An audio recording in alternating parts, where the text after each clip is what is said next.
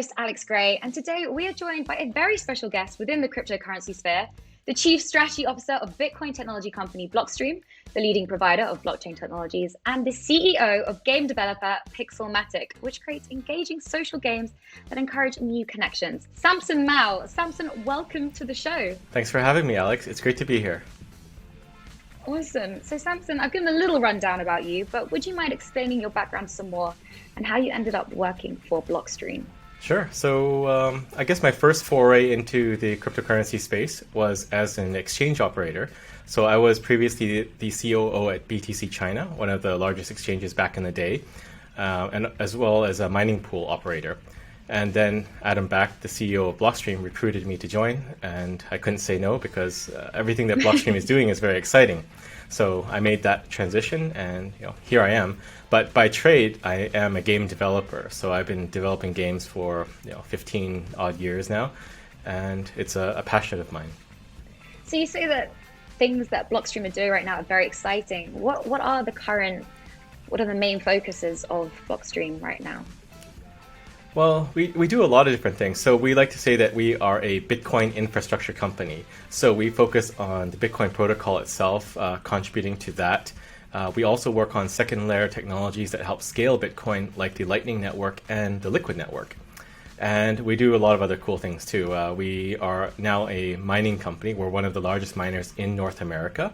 That was a shift that we did shortly after I joined. And we have Blockstream Satellite. It's a service that broadcasts the Bitcoin blockchain all around the world. So even right now, Alex, you're getting Bitcoin blocks broadcast all around you. If you have a satellite dish, you could synchronize the blockchain. And we have the Blockstream Green Wallet and Aqua wallets as well. So we do a number of things pertaining to the Bitcoin ecosystem. What are the competitive advantages of Blockstream mining? Yeah, so I think our offering is focused more towards institutional grade investors. So our facilities are more like enterprise level Bitcoin mining hosting, whereas a lot of the operations are more unstructured, whereas we are focused on delivering a very high degree of service and quality and uptime. So one of our customers is the Fidelity Center for Applied Technology, FCAT. And they have very stringent requirements on the level of service that the facilities provide for them. So security, quality, and safety, and just general smooth operations and efficient operations. And I think we also have an advantage in our mining containerization solution that allows us to set up rapidly in different sites. It's really well optimized for hot, dry, hot, cold, or even cold, dry, and cold, humid environments. So we can basically operate anywhere. And if you combine some of that technology with the Blockstream satellite service, we can effectively operate anywhere in the world, wherever there is stranded energy and it does not need an internet connection necessarily. Wow. And regarding the future of mining, what are your predictions on this? So I think mining, as you know, has shifted a lot in the last month or so out of China. Yeah. And I think that's something you want to discuss too. But I think the future is a more decentralized mining ecosystem. One of the initiatives that we want to push is to use the Better Hash protocol to basically give miners more control of the block template, effectively making mining pools have less control over transaction selection. So I think that is probably going to be coming to life in the Stratum v2 protocol, and that's something we'll push for and adopt as well. I think we're going to see a lot more mining in North America just because the environment is quite favorable. And we'll likely see the manufacturers of ASICs set up manufacturing and repair facilities in North America too. So it has a lot to do with the knock-on effects of the China mining crackdown, but we'll see mining grow in a number of other countries and territories, and possibly in South America too, in places like El Salvador and other countries that have a lot of excess power.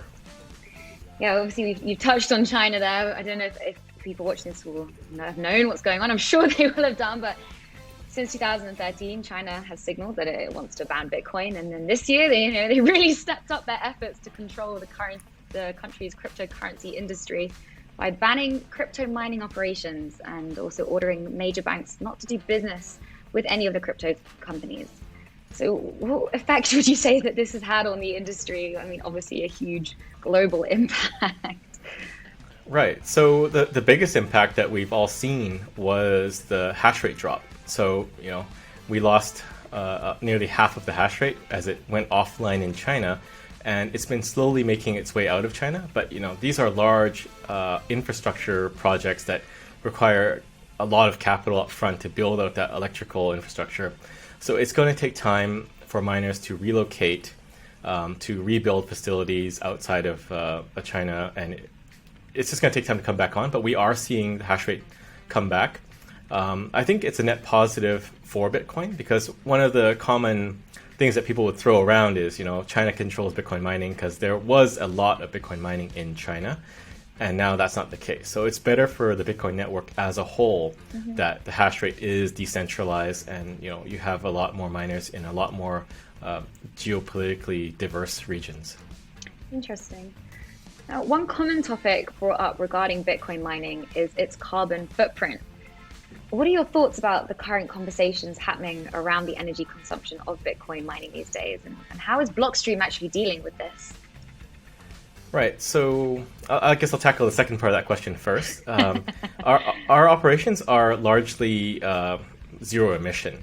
So we're in Quebec and we're in Georgia in the US. That's where our main operations are, and we're expanding as well. But primarily, we're zero emissions. In Quebec, it's almost 96% hydropower. Wow. And in the US, it's I think the bulk of it is nuclear, and then we have wind and solar and other.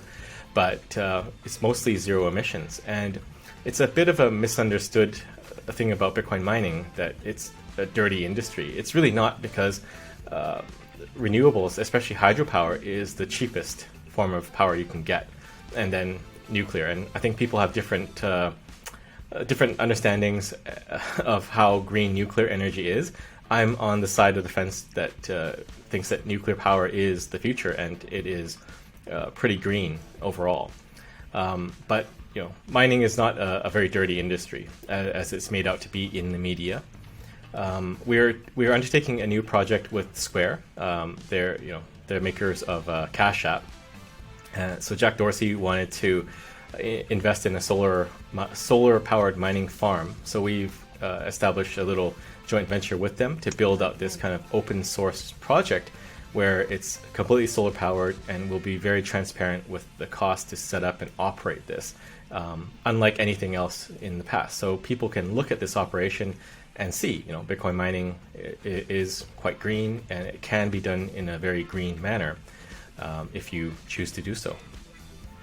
Going back to your earlier question about the energy impact, I think there's a lot of media sensationalization there. It's kind of odd when you take a step back, right? If you aggregate any energy usage, that energy usage can be equivalent to that of a small country, right? If you take all the people using clothes dryers in the US, that is the equivalent of a small country's power consumption, or washing machines, or anything, or Christmas lights. So it's kind of weird that people like to people like to take that and use it to attack Bitcoin. But energy consumption is a part of human civilization. We can't really separate energy consumption from our society. Like, we consume energy in everything we do, whether it's taking a flight somewhere, driving your car for business or recreation, or building a house or an apartment building. That all consumes energy, and that all emits carbon. So I guess it comes down to, do you think Bitcoin is valuable or not? If the critics think it's not valuable, then obviously it's a waste of power, right? But I think the market says Bitcoin is quite valuable, and I think it's worth consuming energy to have this new financial paradigm. And like you say, with the technology being used at the moment, with the zero carbon emissions, I mean, it's there to ensure that there isn't going to be a huge carbon footprint. It's just the responsibility of the companies involved in the industry.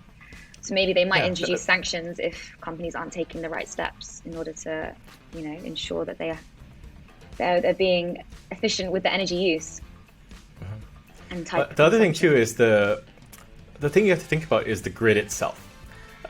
If the grid itself is using coal, then it's not just Bitcoin miners tapping into that energy. It would be anybody. Even if you own a Tesla and you're charging your Tesla, and that charging station is fueled by coal, then it's kind of pointless, right? So if you want to fix everything, fix the grids, because the miners are just using the power that is available to them Fair. in whichever source it is. That's a fair point. And moving on from the carbon footprint of Bitcoin mining, I wanted to touch on the Liquid network. Now, would you mind explaining what this is? It's in regards to, how it works with Bitcoin. Yeah, so the Liquid network is a Bitcoin sidechain. And what a sidechain is a blockchain without a native token. So there's a lot of blockchain projects out there, but typically they all have their own native currency, like Ethereum or EOS or whatever. But Liquid, the native currency, is really Bitcoin. So you lock up Bitcoin on the main chain to unlock it in Liquid. So effectively, there will only ever be potentially 21 million Liquid Bitcoin. It's a one-to-one relationship. And Liquid is secured by a federation of members, and Bitfinex is one of those members too. But it's a way to scale up Bitcoin and unlock new capabilities of Bitcoin. So you could technically have multiple side chains, each with different purposes. Liquid itself was born for the need to accelerate inter-exchange settlement, so moving Bitcoin between different cryptocurrency exchanges. But technically, you could have a side chain that was for merchant payments or merchant settlement, or for cross-country trade or something like that. But it's just a way to use Bitcoin in other fashions and be more efficient. Because if you stick all the transactions into the main chain, the base layer, then the fees will blow up, and you'll basically make the blockchain much more bloated than it needs to be. So it's kind of taking transactions off and doing it on another layer, similar to Lightning. So it's a way to accelerate transactions and do new things. Okay. Well, Samson, it was great to talk with you today. Thank you for coming on the show. And thank you everyone for joining us. I'm Alex Gray. I've been your host for Bitfinex. Until the next time.